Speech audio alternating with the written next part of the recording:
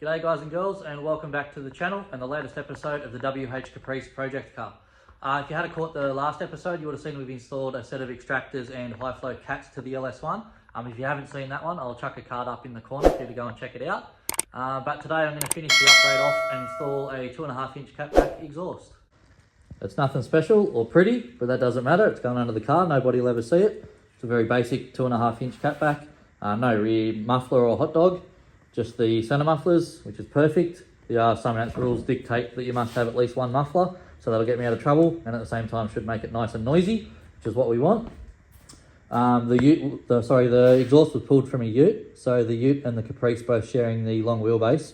Hopefully this should bolt up to all the factory mounting points and not give us too much trouble. I've also gone ahead and sourced a new diff with a lock centre and a set of 3.7 gears, so that should really get the Caprice up and partying. But anyway, let's get back to it. Let's get this exhaust fitted into the car.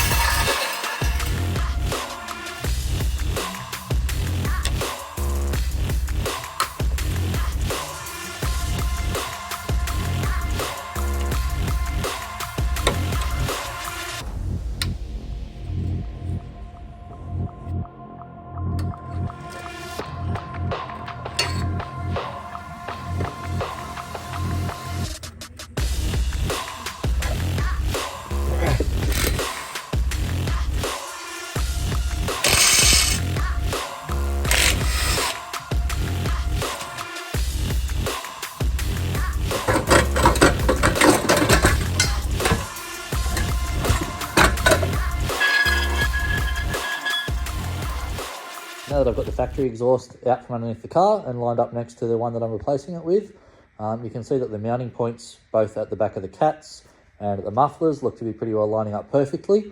So as I was hoping, the ute exhaust system seems to be the same length as the Statesman.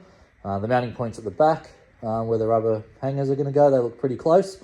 Once I get the tailpipes on and slipped over those sections, they should slide down to be the same place as what the original was. You can see they're very similar design. The factory one was only 2.25 inch piping, where the new one that's going in is 2.5. And also the factory mufflers, you can see the inlet into the muffler and the outlet, they're offset, so the exhaust gases have to pass through, which obviously quietens them down a little bit. And on the exhaust that I'm putting in, they are straight through with minimal interference. And at the rear, obviously, we're losing this massive muffler from the factory system and just going to straight through pipe. Okay, so the exhaust is all bolted back in the Statesman. Everything mounted up to the factory mounting points like I thought it would, with the exception of the last couple of mounting points on the exhaust. So these two guys here on the exhaust I've put on, they were off a ute, and they're a little bit shorter, only like an inch. So I'm just going to weld an extra piece of bar on the end, just to make sure they don't slide off the rubbers. It does sit on the rubbers now, but yeah, only just. All right, so I'll throw some video in here. I'll put up some audio of when I put the extractors on and still had the standard catback. And then I will start it up and see how it sounds with the new exhaust with the 2.5 inch catback. Here we go with the extractors and the stock catback exhaust.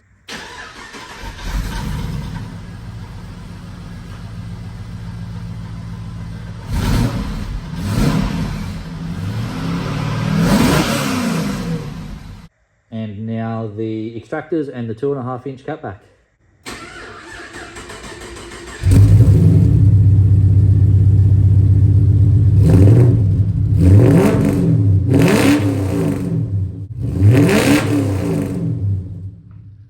Okay, so I don't know if the camera picks that up, but there is a huge difference. It is so much louder now with the 2.5 inch catback exhaust. With just the stock catback, it was fairly quiet. It's totally different. It's night and day. It's really loud. I'm stoked with how it's come out. It was a super easy job as well. So if you're thinking about putting a catback exhaust on your car, just do it. Go out and grab one and throw it on. Don't pay somebody to do it. It's an easy job that anybody can do. It takes maybe an hour to do at the most.